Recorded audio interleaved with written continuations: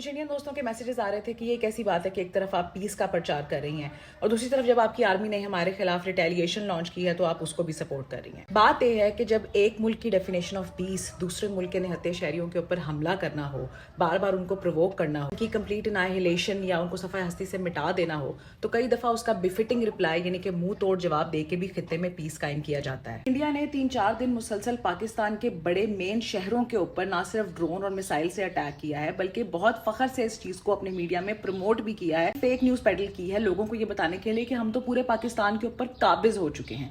आप खुद सोचें कि अगर मुंबई, आगरा, दिल्ली जैसे शहरों के अंदर पाकिस्तान 3-4 दिन मुसलसल अटैक करता रहता तो क्या आप लोग अपने घरों के अंदर बैठ के कहते कि हाँ जी जाके पाक फौज दियां चुमियां लवो, या आप भी कहते कि नहीं इनको जवाब दो ताकि ये बस कर दें। जब कोई आपके एक गाल पे चांटा मारे तो दूसरा गाल आगे करना पीस कायम करना नहीं होता, बल्कि उस बंदे को शय देना होता है कि अगली दफा वो आपका सर फाड़ दे, और ना सिर्फ आपका बल्कि इर्द गिर्द रहने वाले बाकी लोगों के साथ भी यही कुछ करे। एन आई फॉर एन आई से पूरी दुनिया ब्लाइंड हो जाएगी, ओके आई गेट इट, लेकिन अगर एक बंदा आपकी पहले एक आंख को जख्मी करे और फिर दूसरी आंख में भी बार बार उंगलियां कर रहा हो तो कई दफा उसका हाथ जोर से पकड़ के झटकना जरूरी होता है, वरना आप खुद दोनों आंखों से अंधे हो जाएंगे। इसके बारे में पहले एक वीडियो में फलस्तीन और इसराइल के तनाजुर में बना चुकी हूँ जो कि मेरी पोस्ट में पिंड है, आप वहां जाके देख सकते हैं, जिसमें मैंने यही कहा है कि peace means different things for different people.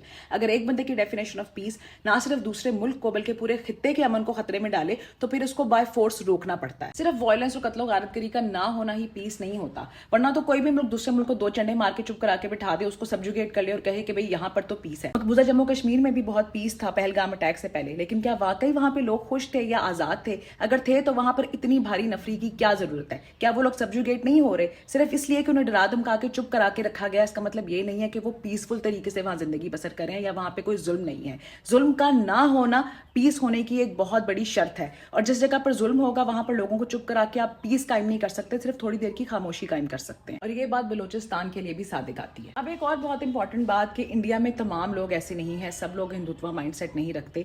बिल्कुल 100% आई एग्री। ऑफ कोर्स कहीं के भी रहने वाले तमाम लोग एक जैसे नहीं होते। इंडिया में बहुत सारी ऐसी आवाजें हैं जो कि वाकई में ट्रू पीस के साथ हैं, जो चाहती हैं कि दोनों मुल्कों में सही मानों में अमन कायम हो, जो चाहती हैं कि कश्मीर में जुल्म सितम रोका जाए और उसके बारे में बात की जाए और इस मसले को डिप्लोमेटिकली हल किया जाए, अपने मुल्क के अंदर से इस्लामोफोबिया और पाकिस्तान हेट्रेड निकाला जाए। लेकिन उन लोगों की आवाजें हमें अनफॉर्चुनेटली वाशगाफ अल्फाज में पूरी माइट के साथ बोलती हुई सुनाई नहीं दी। या तो वो बहुत क्लोज सेफ स्पेसेस के अंदर बोल रहे थे या फिर कोड वर्ड्स में इस सब चीजों को कंडेम कर रहे थे। इसकी एक ऑब्वियस सी वजह तो ये है कि वो लोग अपनी जान और माल की हिफाजत करें, विच इज अंडरस्टैंडेबल, क्योंकि इंडिया में स्टेट लेवल पर उनको हर तरीके से डराया, धमकाया और नुकसान पहुंचाया जा रहा है। जब द वायर ने ये स्टोरी ब्रेक की कि इंडिया के राफेल तैयारे शायद गिरे हैं तो उनको फौरन से इंडिया में बैन कर दिया गया, और क्योंकि वो अपनी सस्टेनेंस के लिए इंडियन ऑडियंस पे डिपेंडेंट हैं तो वो ये फैसला किसी भी तरीके से बर्दाश्त नहीं कर सकते थे। अपने आप को अनबैन करने के लिए उनको वो स्टोरी वापस लेनी पड़ी, और अब आप देखेंगे कि वो कहीं ना कहीं गवर्नमेंट की लाइन टो करते हुए नजर आते हैं। Similarly main stream Bollywood actors भी या तो इस पूरे ऑपरेशन सिंदूर को कंप्लीटली एंडोर्स करते हुए नजर आए,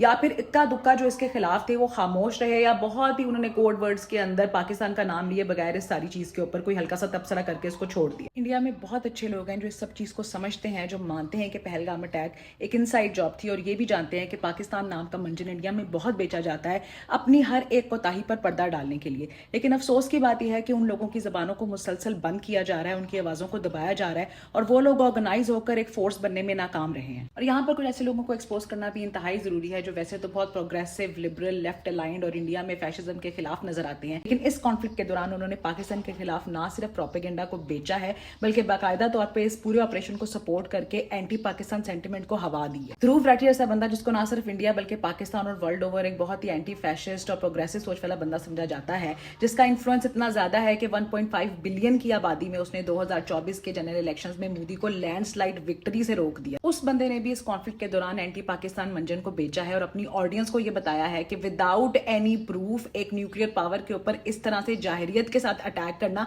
बिल्कुल जस्टिफाइड है, और ऑपरेशन सिंदूर को पूरी तरह बैक किया और जगह जगह जाकर पाकिस्तान को एक टेररिस्ट स्टेट डिक्लेयर करने की भी भरपूर कोशिश की है। इसके अलावा शशि थरूर जो कि कांग्रेस के बहुत ही प्रोग्रेसिव इंसान समझे जाते हैं, उन्होंने भी एंटी पाकिस्तान रेटरिक को भरपूर तरीके से बेचा। Who can forget Shamita Yadav AKA the renting गोला, जो कि बाकायदा मेरी दोस्त रह चुकी हैं, मेरे साथ कोलैबोरेटिव वीडियोस बना चुकी हैं। उन्होंने भी यही कहा कि जी इंडिया के मुसलमानों को कुछ ना कहें, हाँ पाकिस्तान के ऊपर लाजमी अटैक करें, हाँ सिर्फ ये बल्कि कॉन्सेंट मैन्युफैक्चर की हमारे यहाँ बच्चों के कत्लेआम की, ये कहकर कि भाई बच्चे आखिर टेररिस्ट के हाइड आउट्स के अंदर क्यों रह रहे थे, आखिर वहां पे आपकी सिविलियन आबादी क्यों थी। मतलब it is unbelievable for me कि पीपल लाइक दैट جن کو ہم پروگریسو سمجھ رہے ہیں, اینٹی فیشزم سمجھ رہے ہیں, وہ اس طرح سے کانسینٹ مینوفیکچر کر رہے ہیں ہمارے ملک میں بچوں کے قتل عام کی. اس سے ہمیں دو باتیں سمجھ میں آتی ہیں. ایک تو یہ کہ وہاں پر اینٹی پاکستان ریٹرک اتنا زیادہ کامن ہو چکا ہے, جیسے میں نے پہلے کہا تھا کہ کار دے وچ انڈا بھی تہاڈا ٹھیک نہ نکلے تو اسے کہندے ہو مرغی یقیناً پاکستان تو آئی ہونی ہے. اس لیے وہاں پہ ہر کلاس, ہر پولیٹیکل پارٹی, ہر اسکول آف تھاٹ رکھنے والا بندہ آج کی تاریخ میں یہ جانتا ہے کہ انڈیا میں کوئی بھی سبسٹانشل کام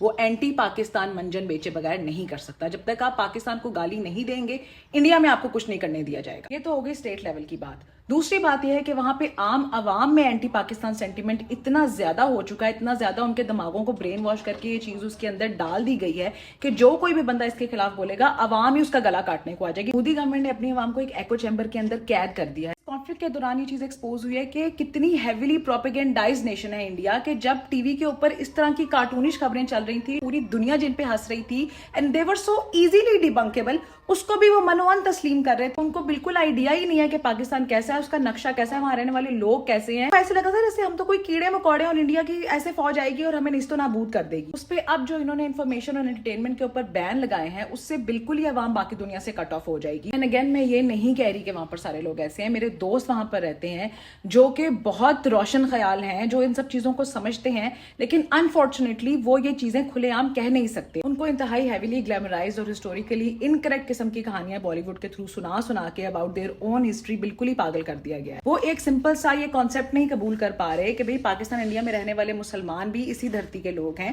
وہ کوئی باہر سے نہیں آئے ہوئے. دے کنورٹڈ ٹو اسلام. یہ ایک الگ بحث ہے کہ وہ کیسے کنورٹ ہوئے, لیکن یہ کہنا کہ یہ تو نیٹو ہی نہیں ہے یہاں کے اس لیے یہاں سے نکل جائیں, اس کمپلیٹلی ابسرڈ. اور اتنی بڑی پاپولیشن کو آپ نے اس پروپیگنڈا کے تھرو منا لیا ہے کہ ایسا ہی ہے, یہ ایک عام بات نہیں ہے. It's really alarming. اور یہ بات بتاتے ہوئے میرے دل کو دکھ ہوتا ہے, میں کو خوش نہیں ہو رہی کہ ان کے تو بیڑے ہی غرق ہو گئے ہیں, because we have been through this. اس لیول پہ شاید نہیں, لیکن ہم بھی اس طرح کے جنگوازم سے گزر چکے ہیں اور ہمیں پتا ہے کہ اس کا انجام کیا ہوتا ہے. پاکستان میں رہنے والے بہت سارے لوگ جو ہیں وہ انڈینز کا یہ رد عمل دیکھ کے غصے سے زیادہ حیران ہے اور پریشان ہے کہ یار ان لوگوں کو جن کو ہم اتنا پروگریسو سمجھتے تھے, جن کی ترقی پہ ہم کہیں نہ کہیں رش کرتے تھے, ان لوگوں کو آخر کیا ہو گیا ہے. ہم اپنے نیبرز کو بھی ہنستا بستا دیکھنا چاہتے ہیں, کیونکہ جہاں ہمیں اپنی غلطیوں کا اندازہ ہے وہاں ہمیں یہ بھی پتا ہے کہ ان کو سدھارنے کے ساتھ ساتھ جب تک انڈیا کے اندر یہ سب چیزیں ٹھیک نہیں ہوں گی تو خطے میں کوئی دائمی امن قائم نہیں ہو سکتا. یہاں پر ایک بہت ضروری بات یہ کہ انڈس واٹر ٹریٹی ابھی تک سسپینڈڈ ہے, جو کہ ایک کلیکٹو پنشمنٹ اور وار کرائم کے زمرے میں آتی ہے. انڈیا بہت عرصے سے اس ٹریٹی کو ری نیگوشیٹ اور سسپینڈ کرنے کی کوشش کر رہا تھا, اور جیسے ہی ان کے ہاتھ کوئی بہانہ لگا انہوں نے کر دیا. اور اب اگر یہ ریورس ہو بھی گئی تو بھی اگلا بہانہ ملتے ہی وہ دوبارہ ایسے کریں گے, کیونکہ بہت سارے فرنٹس پہ انڈیا کے اب چاکے کھل گئے ہیں. اس لیے اگر دوبارہ انہوں نے ایسا کوئی offensive لانچ کیا تو وہ اس دفعہ سے بھی زیادہ خطرناک ہو سکتا ہے. لہٰذا خطے میں امن قائم کرنے کے لیے نہ صرف برابری کی بنیاد پہ باہمی رضامندی اور بات چیت ڈپلومیسی ضروری ہے, وہاں پر یہ بھی بہت ضروری ہے کہ باہر سے بھی پریشر ایگزرٹ کیا جائے تاکہ انڈیا کو دوبارہ ایسا کوئی مس ایڈونچر کرنے سے روکا جائے. اور آخر میں ایک بہت انپورٹنٹ بات یہ کہ اس وقت ہمیں انڈیا کی عوام سے سبق حاصل کرنا چاہیے. ہماری اپنی سوسائٹی کے اندر جو کوئی ریلیجس ایکسٹریمزم موجود ہے, جنگوازم موجود ہے, اس سے جان چھڑانے کا ٹائم آ چکا ہے, کیونکہ آپ دیکھ سکتے ہیں کہ کس طرح جگ ہسائی ہوتی ہے اور آپ اپنے ملک کی سالمیت کے لیے خطرہ بن جاتے ہیں, اور ایز اے سوسائٹی آپ کتنا نیچے گر جاتے ہیں. اس لیے کچھ چیزیں بہت ضروری ہیں. ایک تو یہ کہ جس قسم کی زبان وہ استعمال کریں آپ اسی زبان میں ان کو پلیز جواب مت دیں, ان کے لیول پہ مت گریں.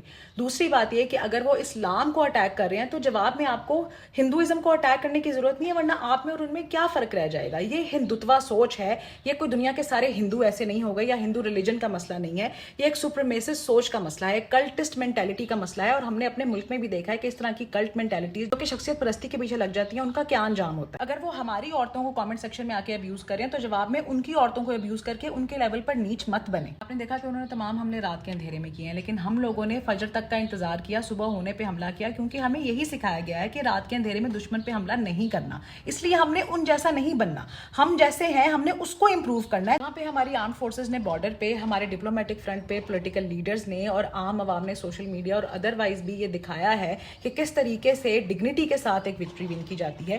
اسی طرح ہمیں اپنی پاس کی مسٹیک سے بھی سبق حاصل کرنا ہے اور اپنے سامنے والے اوپوننٹ کی مسٹیک سے بھی سبق حاصل کرنا ہے. ہم نے فائنینشلی اپنے آپ کو ابھی بہت آگے انشاءاللہ لے کے جانا ہے, ہم نے ڈپلومیٹکلی اپنے آپ کو بہت آگے لے کے جانا ہے, اور ان سب چیزوں کے لیے اپنی غلطیوں کو سمجھنا اور ان کو اوور کم کرنا بہت ضروری ہے. I am super proud proud of my nation, उन्होंने कितनी मेच्योरली, कितने अच्छे तरीके से बिहेव किया, दूसरों के मरने को सेलिब्रेट नहीं किया बल्कि सीज फायर को सेलिब्रेट किया। एंड आई होप कि this can be a stepping stone for us, कि हम इससे भी आगे जाएं। हमारी जंग गुर्बत, अफलास, पेट्रायर्की, जुल्म, नाइंसाफी और एक्सट्रीमिज्म के खिलाफ है। So let's come together to fight this war. I love you all. अल्लाह ताला आप सबको बॉर्डर के दोनों तरफ अपनी अमान में रखे, हम सबको अक्ल दे और हम सबको दायमी अमन नसीब करे।